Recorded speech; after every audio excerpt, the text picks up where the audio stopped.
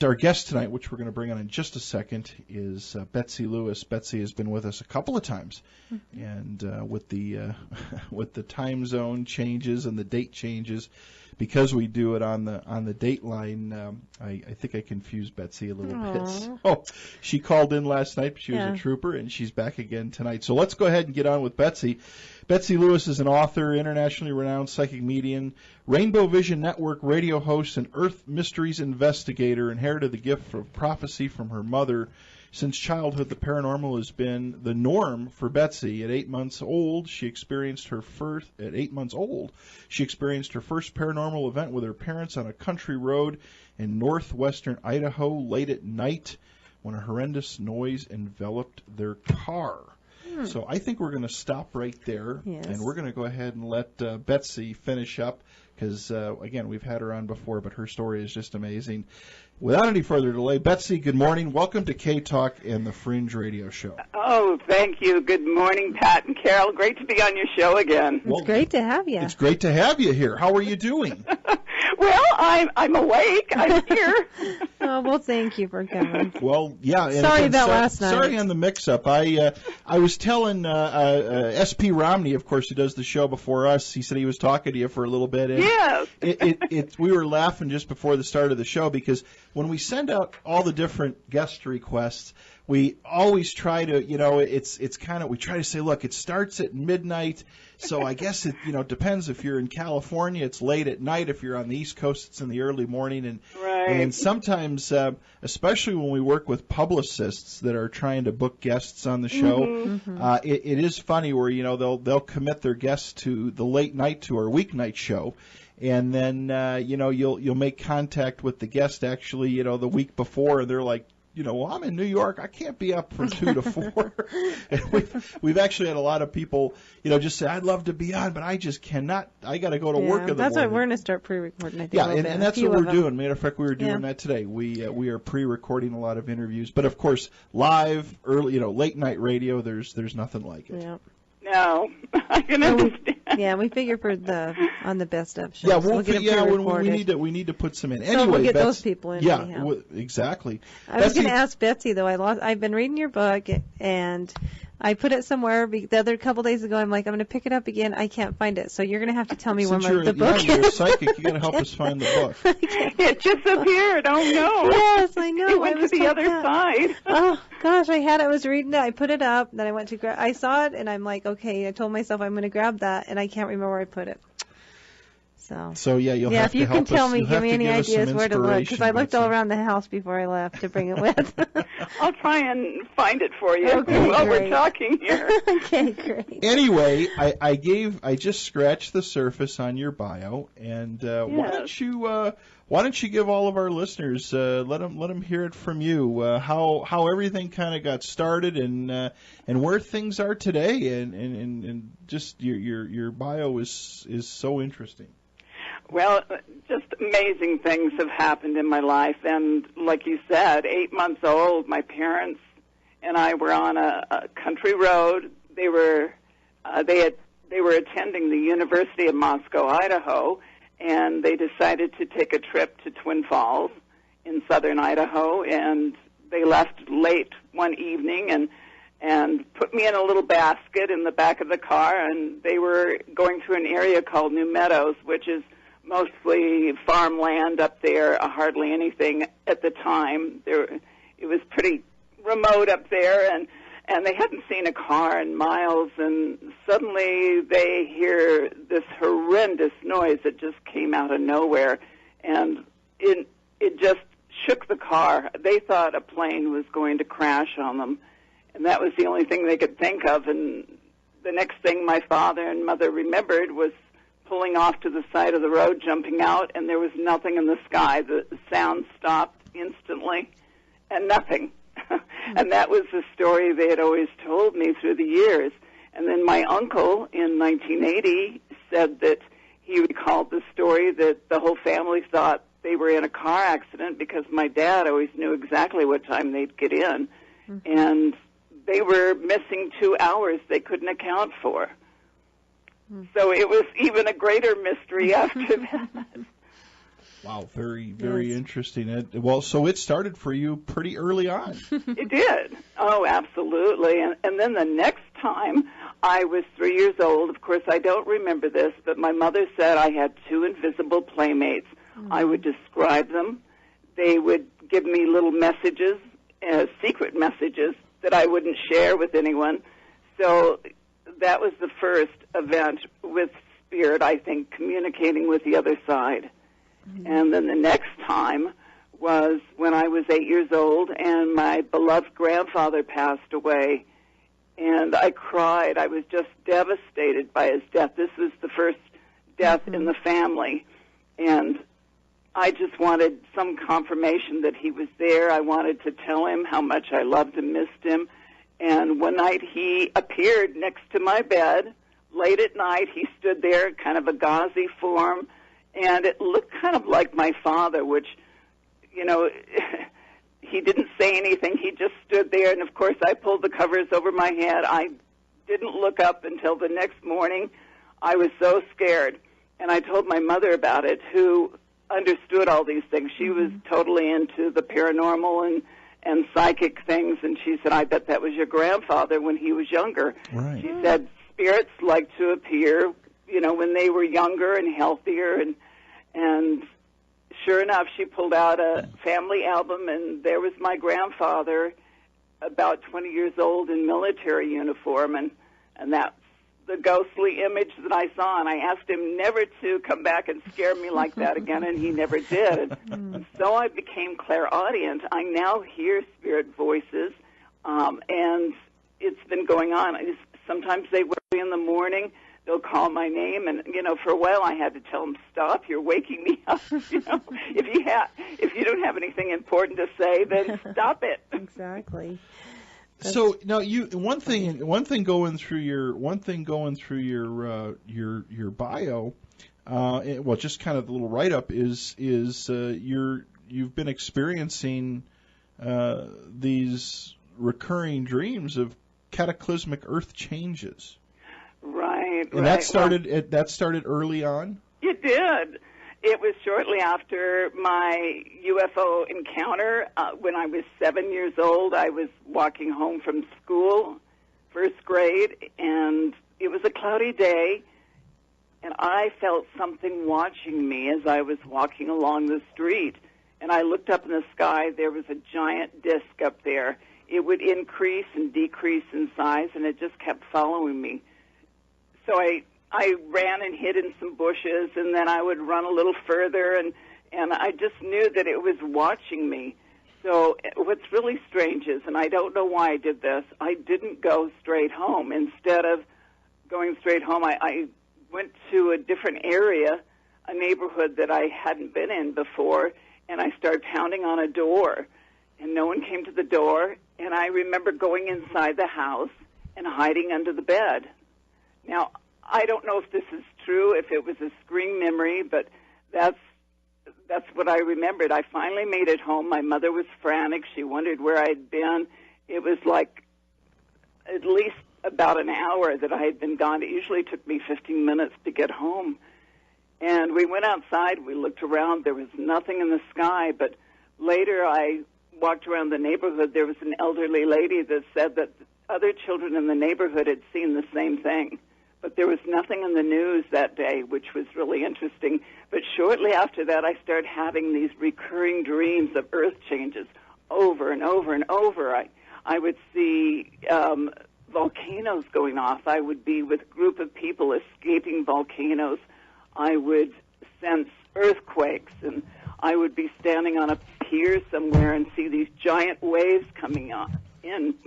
So I feel that all these things now are happening, and it's just amazing, all the earth changes going on right now, volcanoes and earthquakes, and so I feel we're in these times now, and I always felt that I would see these things.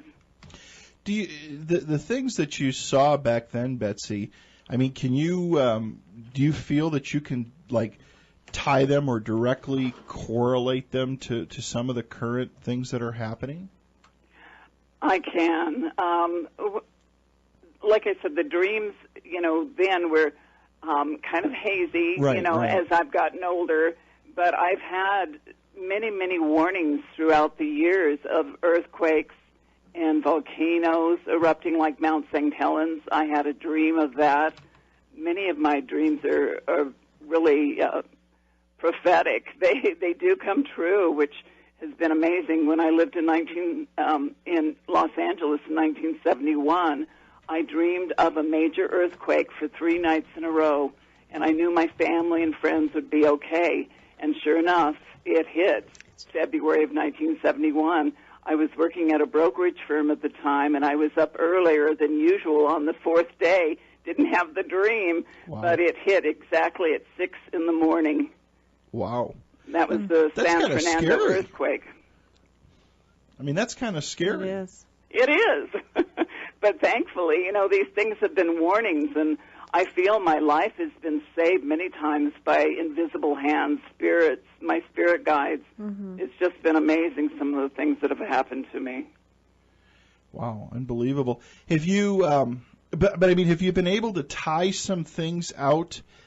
I mean, now of course you talked about Mount St. Helens and stuff. Have you seen just multiple things? I mean, have you seen a magnitude of things? You mean like now? Happening now? Yes. I have. I've seen all these earthquakes. In fact, I've been feeling very dizzy, and I put it on the internet or Facebook and tell people whenever I feel dizzy. And just before that 8.2 earthquake hit in Chile recently, I was feeling dizzy, and it's strange. Other people are feeling that geomagnetic energy going on, and sure enough, it hit. And I watch solar activity because I feel there's a pattern to everything, and I've noticed that whenever we get strange things going on with the sun, any kind of CMEs, there's usually a major earthquake somewhere. So that usually happens around the 11th, 12th, or 13th of the month, which is really strange. But everything has a cycle, I've learned. Mm-hmm. Yeah, have you seen anything really bad? Well, I do sense that there is going to be a mega earthquake in Indonesia, in the South Pacific. I've been feeling that for a long, long time with all these earthquakes, and I've been noticing there's a lot of earthquake activity in the South Pacific, so I think that's coming. And I think people that live in coastal areas, beware. If you feel a major earthquake, get to higher ground as fast as you can. Yeah, well, I mean, just not too long ago, was it in Chile? It was at 8.2. Right. I mean, it's kind of a sad thing because, earthquakes they do so much devastation, and like the Haiti earthquake and some of these other ones.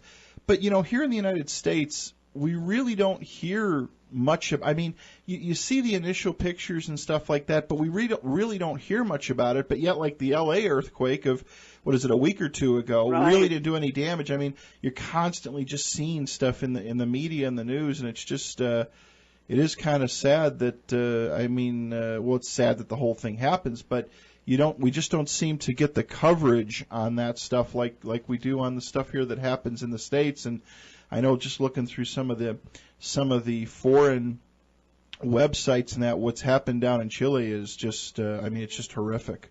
Oh, it is. Mm-hmm. And I feel we're just seeing the start of all these things happening. We're going to see more meteors coming in to our planet. We've had some major meteors that people have spotted. Right. And, of course, that Russian one that happened, about a year ago, that was just devastating, that thank goodness it didn't hit, any city, but, it did enough damage. But we're going to see more of those things. We're going to experience more of the sinkholes that are forming all over the planet, which I think is being caused something within the Earth, the core. And we're going to experience more earthquakes, stronger earthquakes, unprecedented weather. We're seeing some of the strangest weather we've ever seen. We had that polar vortex thing that was hitting, the East Coast. They've just had storm after storm.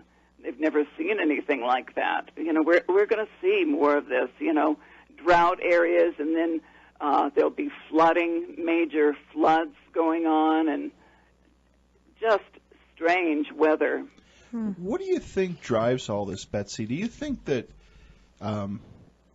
just from everything you've experienced, do you feel that it's a higher power that is doing this, or you think it's just Mother Nature, and doing her thing?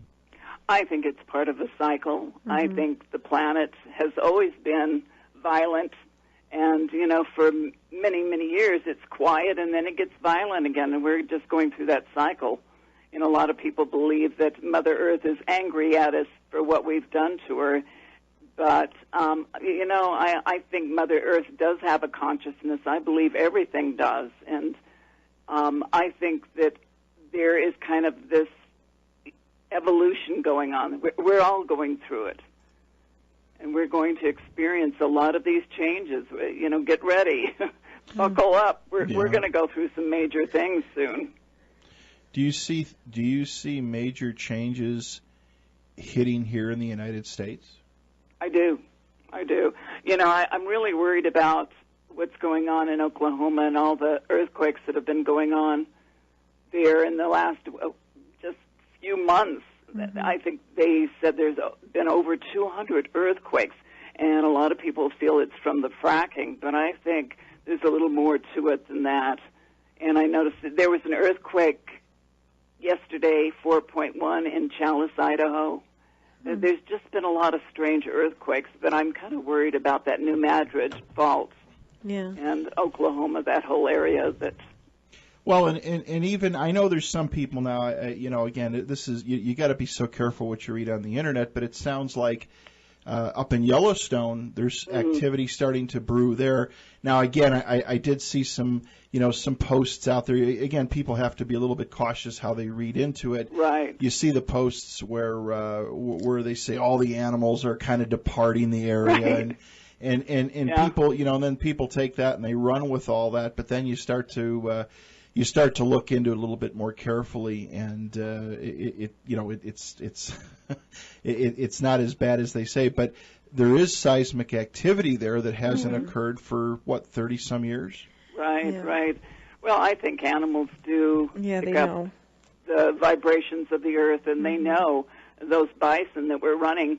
It's kind of strange that the day before a strong earthquake hit there, that's where that was photographed, these bison all running. Right. Yeah, it's true. Even cats down and the dogs, road. right before a bad storm, my animals, Exactly. I can tell something's coming. Yeah, they do. You want to take a call, Betsy? I'd love to, absolutely. Okay. All right. Caller, good morning. Welcome to K-Talk. You're on with Betsy Lewis. Hi, Pat. This is Ryan. Hey, Ryan. How are you? I'm hanging in there pretty good. Been busy, but still trying to catch up on the archives. Well, thank you. We missed you. Well, you've been playing shows, but it's time. It's a matter of juggling priorities. But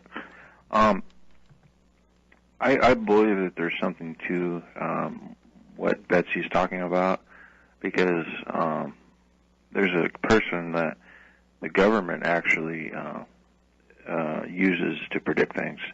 His name's Chris Robinson. No, I think it's Chris Robinson, and he is a dream. He has dreams, and they did a study on him, and a lot of the things that he writes down in his sleep come true, and it's like pretty. If you look him up on the internet and look him up, I mean, I think there's something to this kind of stuff. I mean, it's a lot of people will probably think, well, this is crazy, it can't be happening. But Betsy, I was wondering, did you say that you had a sort of a prophetic dream that there would be a earthquake in Indonesia? Is that what? I do. I've felt that for a long time. I have felt this feeling like the ground is just gone.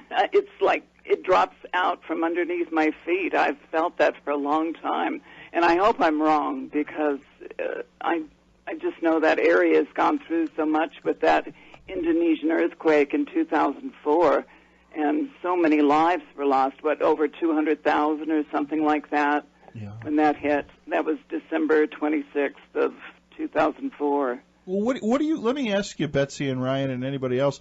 What do you think? I mean, Linda Moulton Howe always talks about these. Ryan, I think you could help me on this. These booms, these these blasts and stuff like that. Right. Betsy, I'm sure you follow. What do you think that is? I mean, that's something that we haven't experienced here. I mean, the one thing that's a little bit unique about here is that we do have in Salt Lake City, although right now I believe after the catastrophic slide, the Kennecott Corporation has one of the biggest in Utah. We have one of the biggest open hole mines, and of course they use explosives and stuff. So we get a lot of that. But about a year ago, we heard some things in the middle of the night that the military at Hill Air Force Base said, hey, they were doing some testing out at Dugway, and due to the fog and the atmosphere and da-da-da-da-da-da. Liars! Right. But I mean, what's your talk on what's your talk on, or your thoughts on these sonic booms that people are reporting all the time, and then of course these sinkholes, and there's no conspiracy about that. I mean, we're seeing those on the south side of Chicago opening up in the streets and cars everywhere. And remember the ones, what was it, Tennessee or Kentucky, Florida, where too. all those wonderful Corvettes were swallowed up. Mm-hmm. Houses have been swallowed up. People have been swallowed up in the last couple of years. It's incredible. I think we're having some major core movement with the Earth, and I think something is going on with our planet. And I've always felt that there was going to be a major shift with our planet. And it's really strange. My mother did a thesis on the Earth shifting in college, way back in the late 40s.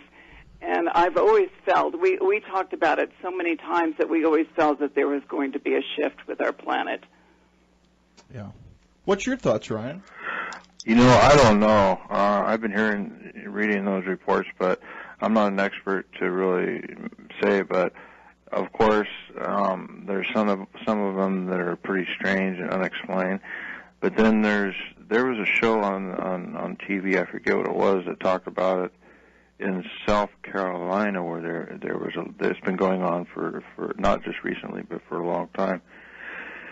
But I don't know. I mean, I think our planet's going through changes, but I don't think it's going to be like the end of the world or anything like that. But I think that it's just going through a part of the universe that has different. I don't know. They just found another. I don't know. To answer your question, maybe different cycles, if you will. It's so hard to figure out, Oh, I know. Yeah. I know. It is. It really is. But I think some of the things that we're seeing taking place have not really taken place in history. Maybe they have. Maybe who knows? But they have. Not in a long time. Yeah, they're coming around again. That's true. They say that Planet X is out there in Nibiru, and it comes through our solar system. It's a brown dwarf, a failed star, which comes through our solar system every 3,600 years. And because of its magnetic pull on the Earth, it causes all these Earth changes.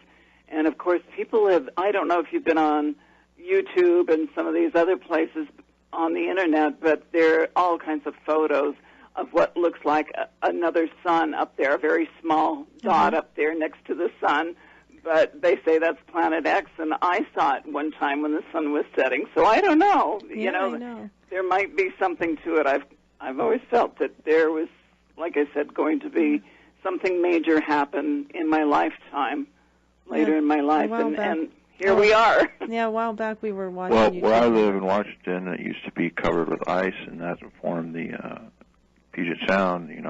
So where we're standing now used to be covered with ice. But I just wanted to say one more thing about the dream thing.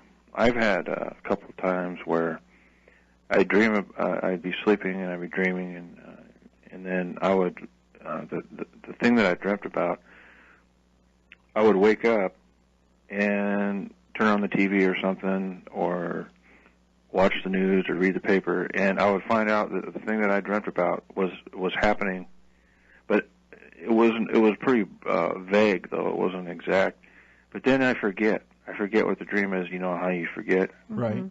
So I don't know if you write it down, Betsy, but I think everybody, if you just try it, if you're having a real vivid dream, try to remember what it was about, and it's pretty amazing how sometimes you'll pop up on the news that there's a story about what you were dreaming about. So it's right. You're so right, Ryan. You know, everybody's intuitive, but we've all forgotten how to use that psychic sixth sense that we all possess. And I think dreams are a great way to tap into that, to even communicate with the other side, your departed loved ones. And you know, I've had all these premonitions and things come through. So yeah, get a piece of paper and you know, have a pen next to your bed, and when you wake up, and program yourself. You know, our brains are like a computer, so before you go to sleep, just say, I'll remember my dreams vividly, and as soon as you wake up, you'll remember that dream. Yeah. All right. One other thing was that, what was I going to say? I lost track of what I was going to say. Oh, deja vu. I mean, I've had several times where that's happened to me where I can swear that I had been through that, or I remember that, and it could be because I had the night before, I had a dream about it, or a week before, or, you know, I don't know what's weird about deja vu. I mean, are you going through some kind of a time slip or something? Or we are. I don't know. Absolutely. Deja vu is the strangest thing in the world. But I wrote about that in my Angels, Aliens, and Prophecy 2 book, and I believe that there are time slips all the time happening to us. And like you said, deja vu, that feeling that it's happened before. And I'm sure many people out there, I know I have, when someone has passed away and you remember them passing away like 10 years ago, some celebrity, some major person in the news, and you know that they passed away 10 years ago, but then you hear that they just passed away recently. All right, everybody, welcome back to the Fringe Radio Show. Our guest tonight, Betsey Lewis. Betsey, thank you so much for being here as always. Yes, thank you. Betsey, are you there? I'm here. Okay. Absolutely. I thought I pushed the wrong button. After today, though, It's been a crazy I don't night. tell him, Pat, I'm trying to stay positive. I'm trying today. It's getting tested Yeah, today. we're trying to be. My computer's crashed. My brakes went out on the way over. I'm like, really? Okay. So I'm okay, though. Positive energy. Trying. Energy. But, you know, we were talking before the break when Ryan had called. There is a lot of things that are happening. And I don't, you know, it's a couple. I guess you got to look at it a couple of different ways. You know, have some of these things been happening for quite some time, and now the public is starting to notice things more, or they're being reported on more. But like you said with the meteorites, the Russian meteorite, I mean, that could have been cataclysmic. And people are, I mean, at least they seem to be reporting a lot more than they ever did in the past. So people are, at least the awareness is starting to come back. Oh, you're so right. You're so right about that. And UFOs, excuse me, there's just all kinds of UFO reports out there. These orange and yellow orbs, people are seeing these fireballs, and, you know, they move, and there's just formation. They're doing all kinds of strange things, and people are seeing them all over the world. It's true. Pretty amazing. You know, I had my first experience last summer. Was it last summer? Did you? I don't know. Yeah. So since the last time, I don't know if you've been on since the last time I've had it, but yeah, it was pretty crazy. Wow. We went to and up in Tooele, there's a canyon. What's the name of the canyon? I'm trying to think of it. It's Stansbury. Stansbury, yeah. Yeah, and me and my daughter we went with some girlfriends, kind of a night to just the girls to get out, and we're roughing it. We packed the car up to go, and so me and my girlfriend. Well, they got their tent up. We got the tent up, but me and my daughter snuck up to the car to sleep because I didn't want to rough it in the tent. But anyhow, it woke us. We were like dozing off. We both looked up, and there was like it was the strangest thing. It was a light, but it wasn't. It was above the tall trees, like the pine trees, and it came down on us, and it was the strangest thing. I asked my daughter if she's seen it, and she's like, "Yeah, I see it." And next thing you know, we woke up. so we just went right to bed. I don't know how we fell asleep because I remember I know, that's a little scary. Oh. Yeah, so I like covered myself. I remember covered my face a little because I was a little bit scared, and then must have fell asleep or something. So. Or maybe not. Maybe you were abducted. I know, that's what we both, the next morning. Lost the time. Do you know what, I felt so good in the morning too, and I should have been just, I felt good, so I was like, well, because I had a couple beers that night, so I was thinking, well, she was sober, so she's not doing Wow. So, when my husband and I were living in Salt Lake, we heard all these reports about crop circles and UFOs and also Dugway.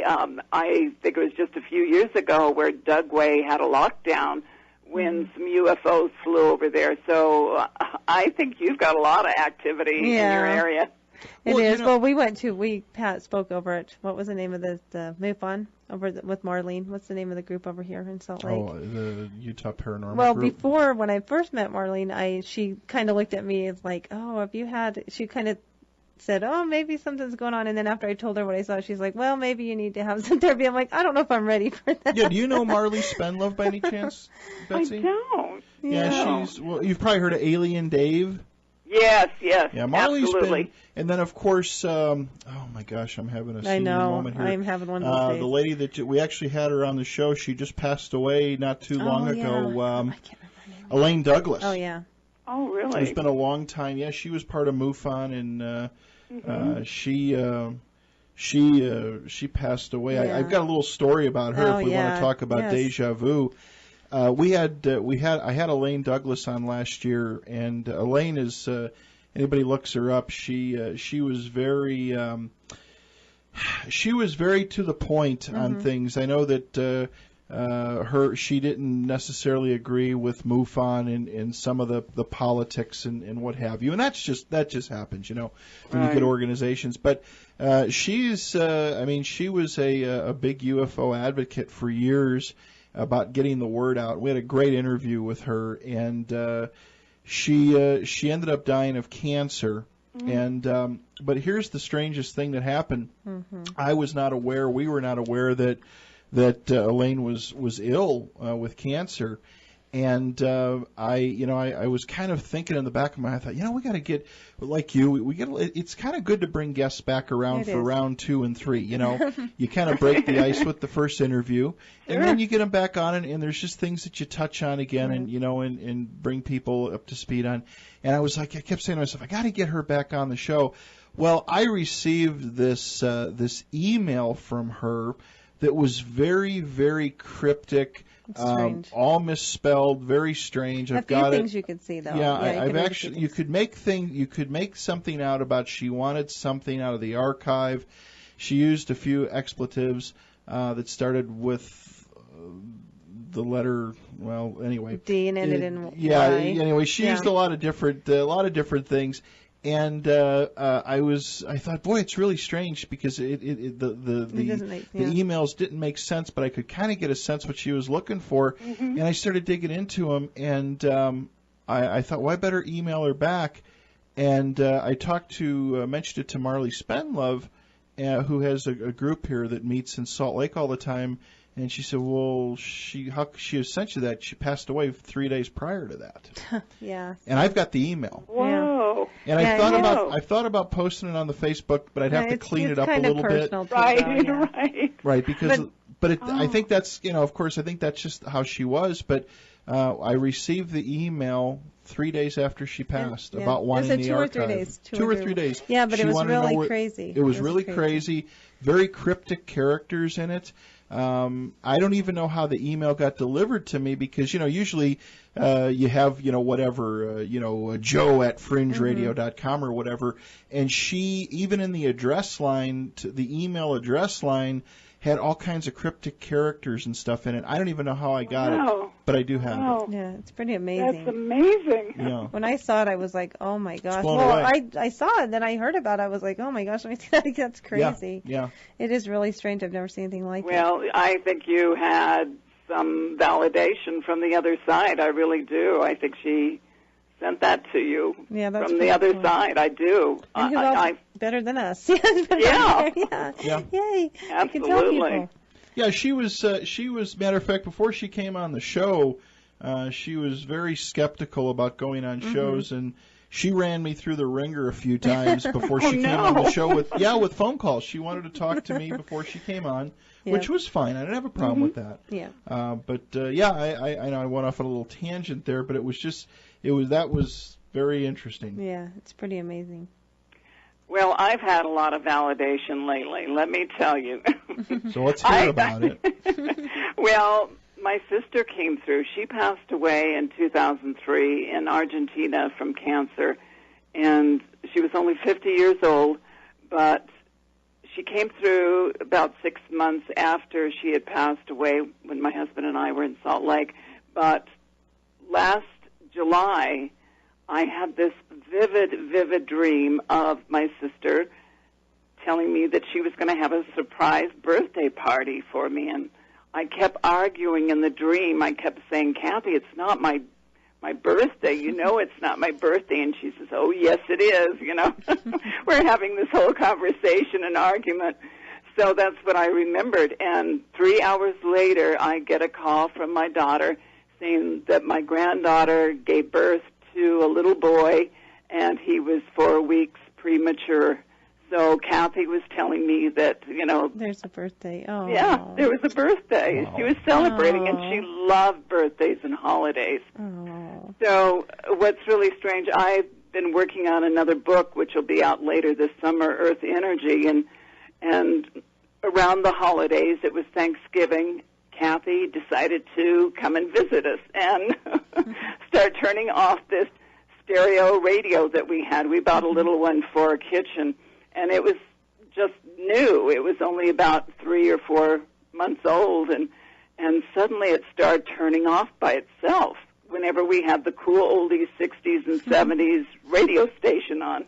And it was so weird. The first time it happened, the song that was playing was Kathy's Clown by the Everly Brothers, which I used to sing to her as a child, so I knew it was Kathy. And it would happen like at 10 minutes to 7 in the morning, and 20 minutes later it would turn off, or sometimes I'd walk into the kitchen and it would turn off, and then sometimes my husband and I would say, Kathy hasn't been around this morning, and it would turn off. Don't you just love that? I love that. I know. So cool. It was just incredible validation, and I knew that there was something really important she was trying to tell me, and I was kind of worried that maybe she was trying to tell me that a family, someone in the family was going to pass over. There were other things that happened. Our main stereo turned off. My husband's computer was switched off. Our cat freaked out one night. He was hissing, and his hair stood on end in the hallway where we have a photo of her. And so I knew that she was here. There was no doubt in my mind. And all of a sudden I felt that I had to write this book, which is Communicating with the Other Side, like Teresa Caputo. And it is a good book, because I did start reading it. But I can't find it. Thank you. But it just started flowing. And I felt that's what she wanted me to write about, that there is more to the other side, that the death doesn't really happen. We're probably more dead now than we will be on the other side. It's more alive on the other side. And what a beautiful blessing to have. And what's really strange is the activity stopped right after the holidays, after the New Year. There hasn't been anything more, and I knew she had that mission. It's strange the way that they'll come through. It's really strange. In my car, the car I have now that I drive, it used to be Pat's aunt. His Aunt Janet. And it's so strange because I don't know. I know when she's around because my windshield, sometimes my wipers will just go crazy. They'll just, out of nowhere, they'll turn on a few times and I'll say, oh, it's Janet, and then they'll do it a few more times and they shut off. And then it's where we're talking about her or something. So it's pretty crazy. True. It's true. And, so many of us deny it or just think we're dreaming or imagining things or, it's not really true, but it is true. That's when their soul is with us and they want us to know that they're there and watching over us. And they do. Whenever we think about them, when we call out their name, they're there in an instant. And it's amazing, too, like smells and just little sounds, things. Yeah. And I think it's more so, I need to start like being more aware. I think sometimes I just kind of like instead of I think if you're just like trying to focus on things and just life gets you going, you know what I mean, to where you're just you know, you don't stop and concentrate on things. But if you really pay attention to things, there's a lot of things out there. That's what I'm trying to spit out of my mouth. There is.